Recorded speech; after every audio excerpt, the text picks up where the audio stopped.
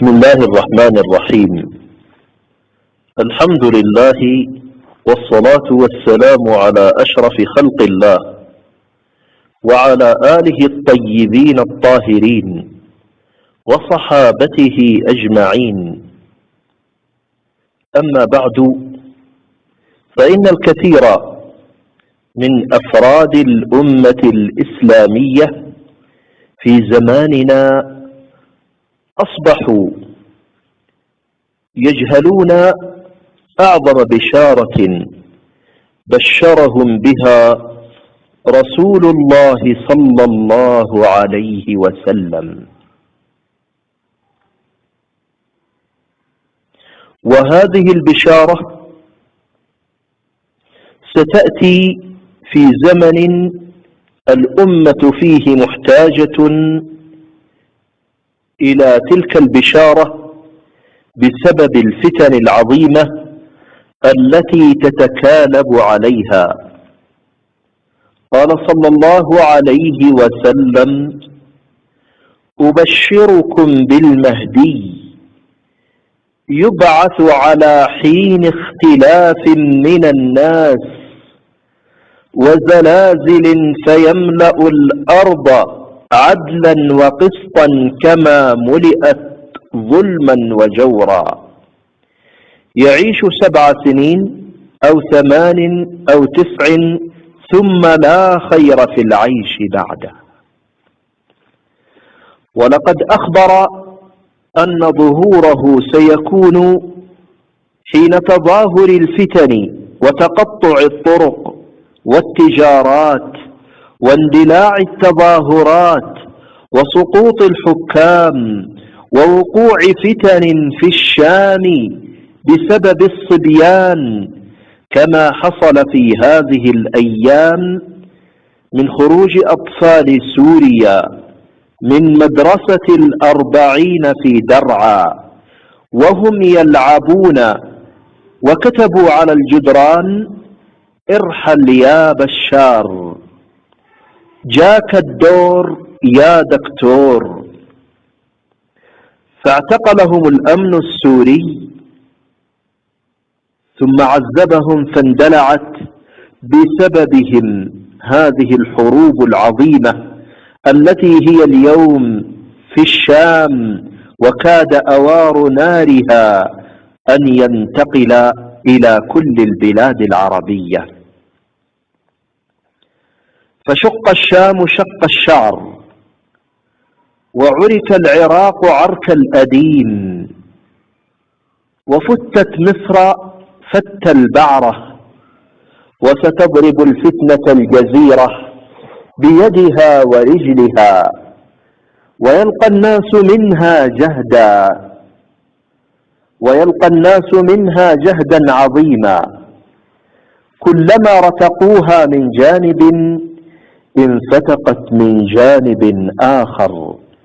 فيكثر فيها القتل والحروب حتى يتدخل فيها أهل المشرق من روسيا والصين، وأهل المغرب من أمريكا وأوروبا، ولن تنتهي إلا بخروج الإمام المجدد العظيم الإمام أبي عبد الله المهدي عليه السلام، الذي سيقود أعظم ملحمة في تاريخ البشرية ضد النصارى الروم، ومعهم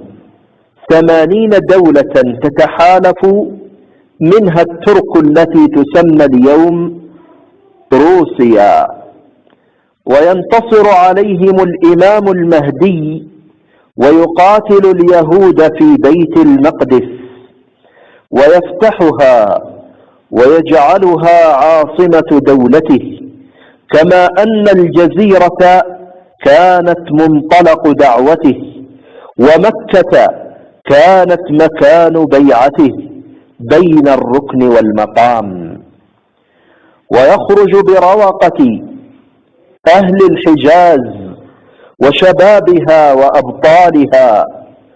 ويكون أهل اليمن مدده وأهل مصر رجاله، وتكون مصر منبره، وتفتح له الدنيا كلها ويملكها، وتنعم الأرض في زمانه نعمة لم تنعم مثلها قط أبدا، ويحثي المال حثيا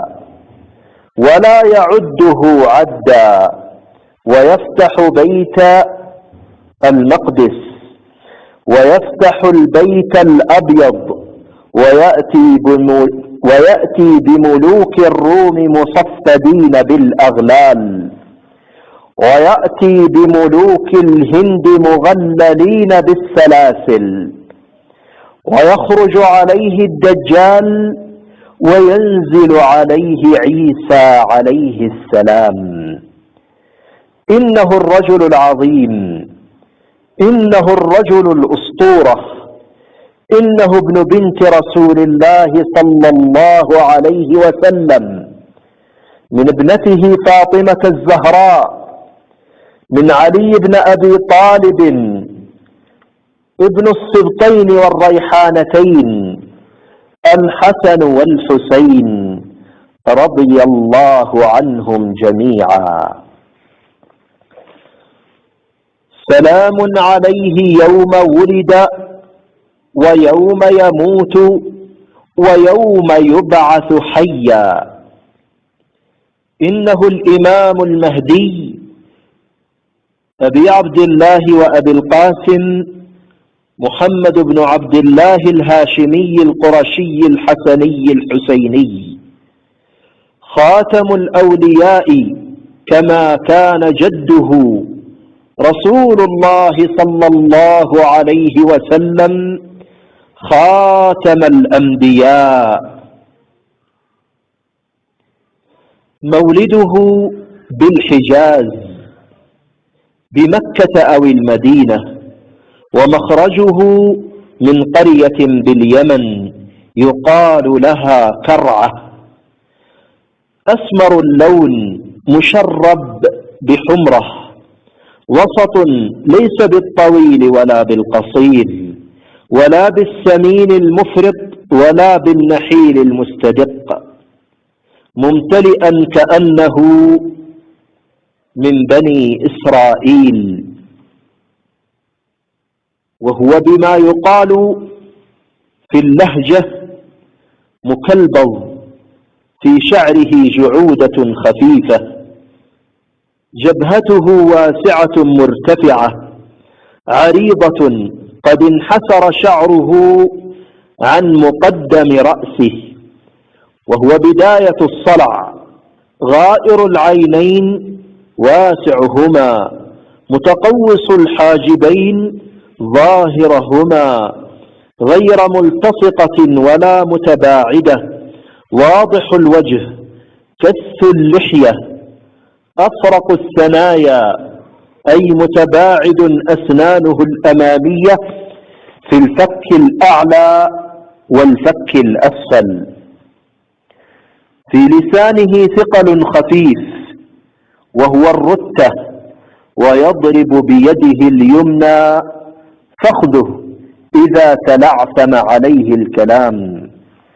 وفي كتفه شامة، وهي علامة خلقة من الله. وفي فخذه شامة، ومعه شامة على لون جلده مثل ورقة الآس، وهو ورق شجر بيضاوي الشكل، ضخم البطن واسعها، ضخم الكتفين واسع ما بينهما، متقوس الفخذين ضخمهما، وجهه كالكوكب الدري، حسن الوجه، إذا رأيته أخذ بمجامع قلبك، محبوب بين الخلائق، يحبه أهل السماء وأهل الأرض، ويبعث وهو ما بين 30 إلى 40، ويبايع وهو بين 40 إلى 50، شاب عنيد لا تلبسه الفتن ولا يلبسها، يشبه الرسول صلى الله عليه وسلم خلقا ولا يشبهه خلقا، يؤتيه الله علما ولا يكله إلى نفسه، شديد الحياء، حياؤه كالعذراء في خدرها، لا يعرف ولا يؤبه به، له اسم يخفى واسم يعلن، يطارده حاكم جائر في الحجاز بما تسمى اليوم السعودية، فيهرب فيؤخذ جميع أهله صغيرهم وكبيرهم ويزج بهم في السجون. تتناقل القنوات الفضائية خبرهم فيكثر ذكره على ألسنة الناس ويشربون حبه، فيلقي الله محبته في قلوبهم. يصادف وقت دخوله أو وقت هروبه تهيج الفتنة في الشام والعراق واليمن ومصر، وتتقاتل 3 رايات في الحجاز كلهم ابن خليفة، أي كلهم من البيت المالك، 3 أمراء في الحجاز يتقاتلون على الملك. عند ذلك يخرج 7 علماء من آفاق شتى، يبايع لكل واحد منهم 313 رجلا، وهذه تسمى ببيعة العلماء، وهي قبل بيعة المهدي،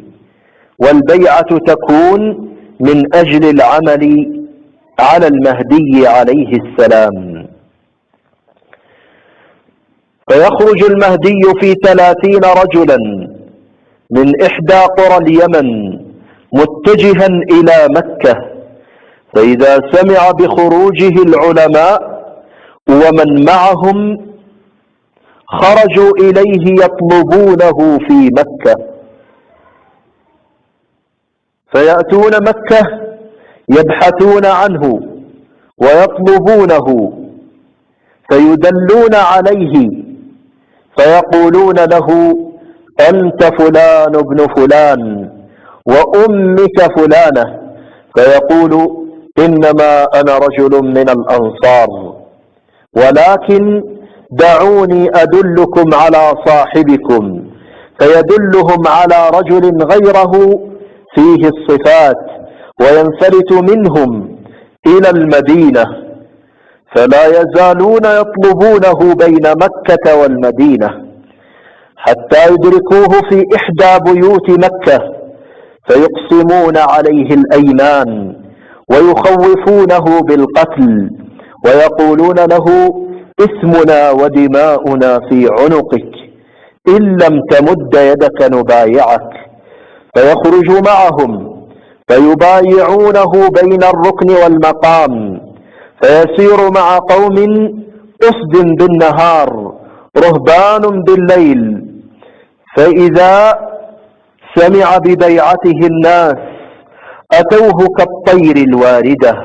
وكالإبل الهيم، فيجتمع له 12,000 أو 15,000 وهم على 3 رايات، فيفتح الله له الحجاز مكة والمدينة، ويكون معه قبائل أهل اليمن، فيبعث إليه جيش من جهة الشام، ويتحالف معه جيوش أخرى، فتأتي المدينة وتستبيحها وتقتل فيها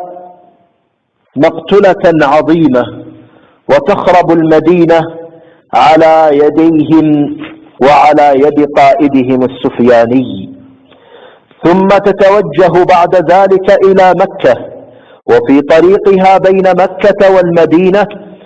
يخسف بهذا الجيش في منطقة تسمى البيداء، وهي بعد ذي الحليفة. فإذا سمع الناس بهذه الآية العظيمة أتاه عصائب أهل العراق وأبدال أهل الشام ونجائب أهل مصر، وتكون في يده قوة عظيمة يفتح بها مشارق الأرض ومغاربها ويقيم بها الخلافة على منهاج النبوة. اللهم اجعلنا عليه عاملين وله مناصرين ولبيعته سابقين وبين يديه مجاهدين ومعه على الحق ثابتين صابرين مرابطين. يا نعم المولى ونعم النصير. وصلى الله وسلم على نبينا محمد وعلى آله الطيبين الطاهرين وصحابته أجمعين. والسلام عليكم ورحمة الله وبركاته.